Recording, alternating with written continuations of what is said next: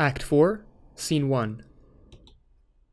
Enter Titania and Bottom with the fairies Peace Blossom, Cobweb, Moth, and Mustard Seed.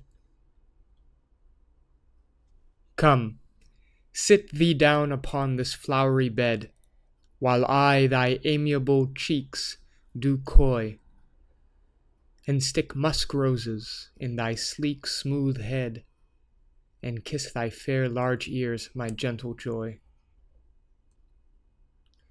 Where's Peace Blossom? Ready? Scratch my head, Peace Blossom. Where's Monsieur Cobweb? Ready? Monsieur Cobweb, good monsieur, get you your weapons in your hand, and kill me a red-hipped humblebee on the top of a thistle.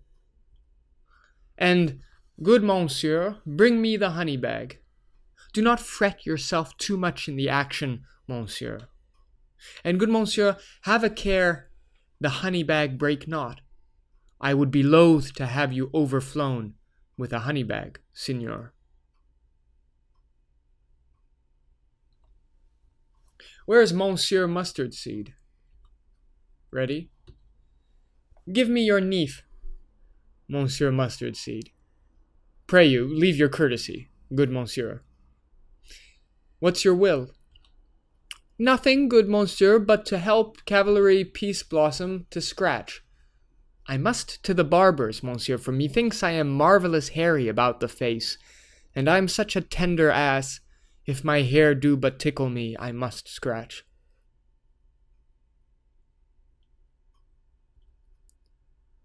What, wilt thou hear some music, my sweet love?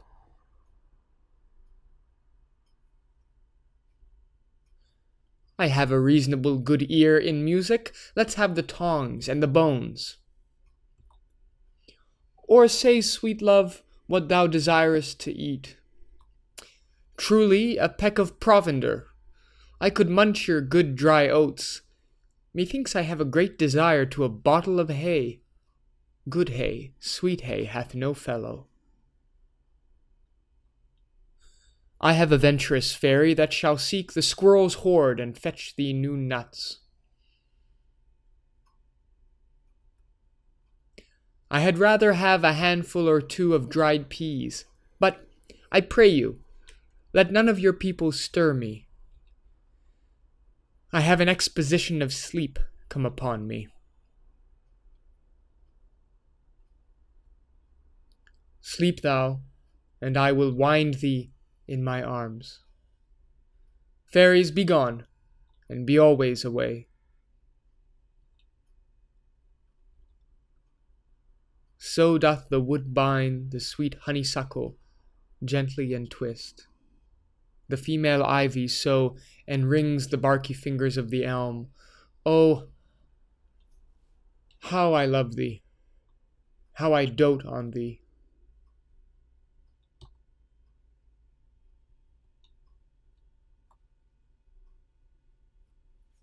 Welcome, good Robin. Oberon and Puck are having a conversation on the side, away from Titania. Welcome, good Robin. Seest thou this sweet sight? Her dotage now do I begin to pity, for, meeting her of late behind the wood, seeking sweet favours for this hateful fool, I did upbraid her, and fall out with her. For she his hairy temples then had rounded with a coronet of fresh and fragrant flowers, and that same dew, which sometime on the buds was wont to swell like round and orient pearls, stood now within the pretty floweret's eyes, like tears that did their own disgrace bewail.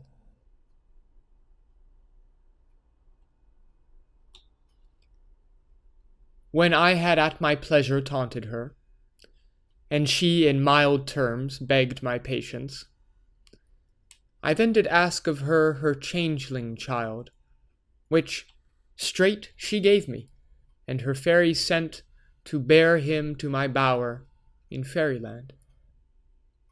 And now I have the boy, I will undo this hateful imperfection of her eyes.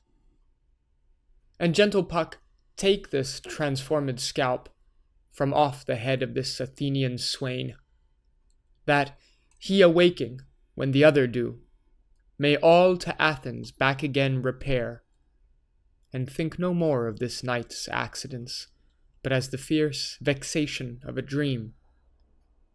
But first I will release the fairy queen.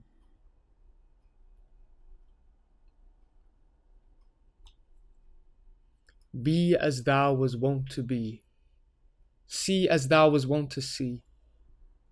Dian's bud over Cupid's flower hath such force and blessed power. Now, my Titania, wake you, my sweet queen. My Oberon, what visions have I seen? Methought I was enamoured of an ass. There lies your love. How came these things to pass? Oh, how mine eyes do loathe his visage now. Silence a while. Robin, take off this head. Titania, music call, and strike more dead than common sleep of all these 5 the sense. Music, oh, music such as charmeth sleep. And music plays. Now when thou wakest, with thine own fool's eyes peep. Sound, music, come, my queen, take hands with me, and rock the ground whereon these sleepers be.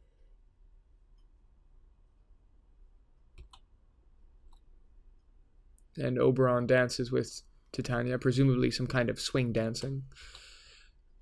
Now thou and I are new in amity, and will tomorrow midnight solemnly dance in Duke Theseus' house triumphantly, and bless it to all fair prosperity. There shall the pairs of faithful lovers be wedded, with Theseus, all in jollity.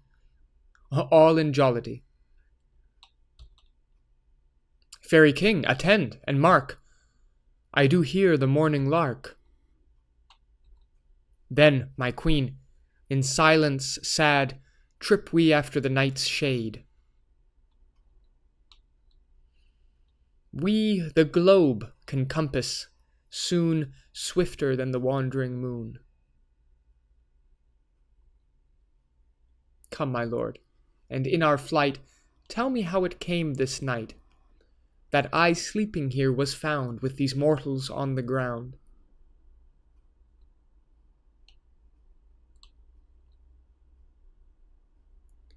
There are hunting horns that sound off stage, and then Theseus, Hippolyte, and Aegeus and the servants come on.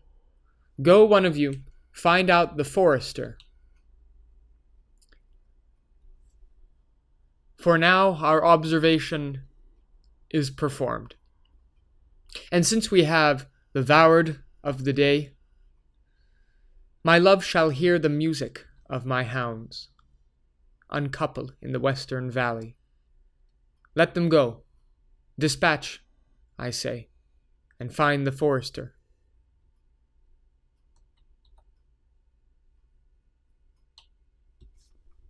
We will, fair queen, up to the mountain's top, and mark the musical confusion of hounds and echo in conjunction.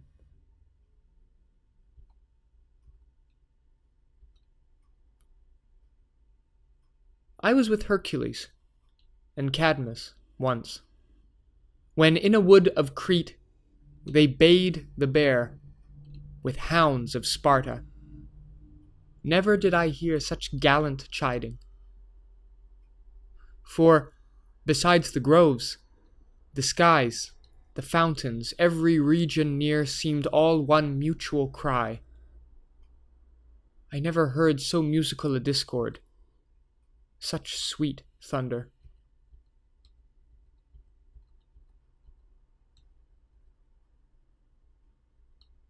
My hounds are bred out of the Spartan kind, so flued so sanded, and their heads are hung with ears that sweep away the morning dew, crook-kneed and dew-lapped like Thessalian bulls, slow in pursuit but matched in mouth like bells, each under each.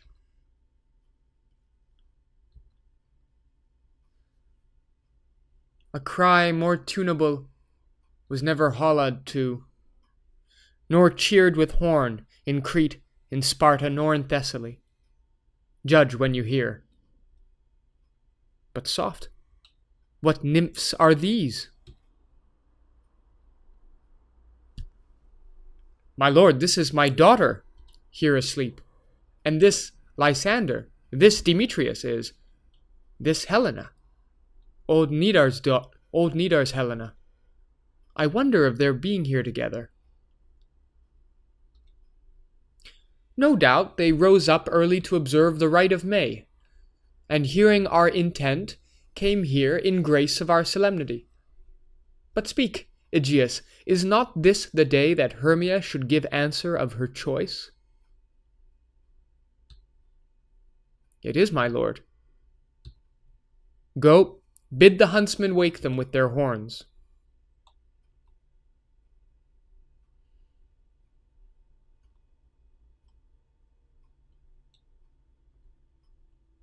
Good morrow, friends. St. Valentine is past. Begin these wood birds but to couple now?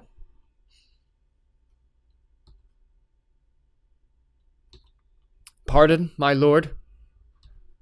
I pray you all, stand up. I know you two are rival enemies. How comes this gentle concord in the world?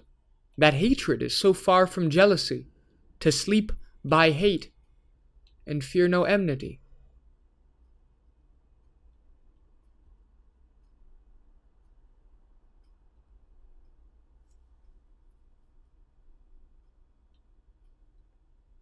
My lord, I shall reply amazedly, half sleep, half waking, but as yet I swear I cannot truly say how I came here, but as I think, for truly would I speak, and now do I bethink me, so it is, I came with Hermia hither. Our intent was to be gone from Athens, where we might, without the peril of the Athenian law... Enough, enough, my lord, you have enough. I beg the law upon his head. They would have stolen away, they would, Demetrius, thereby to have defeated you and me, you of your wife and me of my consent that she should be your wife. My lord, fair Helen told me of their stealth, of this their purpose hither to this wood, and I in fury hither followed them, fair Helena in fancy following me. But, my good lord, I wot not by what power, but by some power it is, my love to Hermia, melted as the snow, seems to me now as the remembrance of an idle god, which in my childhood I did dote upon. And all the faith, the virtue of my heart, the object and the pleasure of mine eye is only Helena. To her, my lord, was I betrothed, ere I saw Hermia. But, like a sickness, did I loathe this food. But, as in health, come to my natural taste. Now I do wish it, love it, long for it, and will forevermore be true to it. I guess Hermia in my metaphor here is like broccoli. Not a very Shakespearean metaphor, but anyway. Fair lovers, you are fortunately met. Of this discourse we more will hear anon. Aegeus, I will overbear your will, for in the temple by and by, with us these couples shall eternally be knit. And for the morning now is something worn. Our purposed hunting shall be set aside. Away with us to Athens. 3 and 3 will hold a feast in great solemnity. Come, Hippolyta.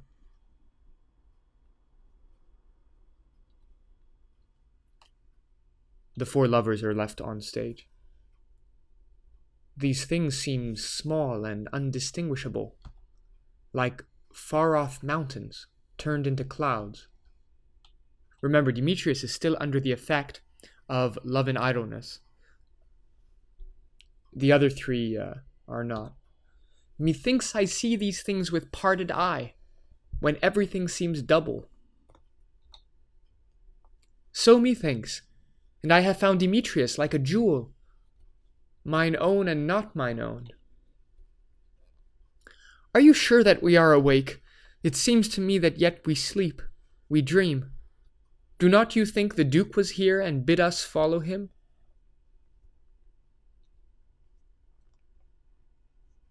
Yea, and my father, and Hippolyta. And he did bid us follow to the temple. Why then we are awake. Let's follow him, and by the way, let us recount our dreams.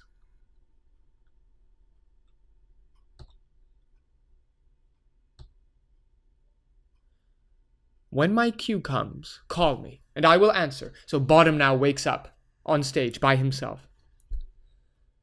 When my cue comes, call me, and I will answer. My next is most fair Pyramus. Hey ho, Peter Quince. Flute the bellows mender, Snout the tinker, Starveling. God's my life, stolen hence, and left me asleep? I have had a most rare vision. I have had a dream past the wit of man to say what dream it was. Man is but an ass if he go about to expound this dream. Methought I was... There is no man can tell what. Methought I was, and methought I had. But man is but a patched fool. If he will offer to say what methought I had. The eye of man hath not heard, the ear of man hath not seen, man's hand is not able to taste, his tongue to conceive, nor his heart to report what my dream was. I will get Peter Quince to write a ballad of this dream. It shall be called Bottom's Dream, because it hath no bottom. And I will sing it in the latter end of a play before the Duke, peradventure. To make it the more gracious, I shall sing it at her death.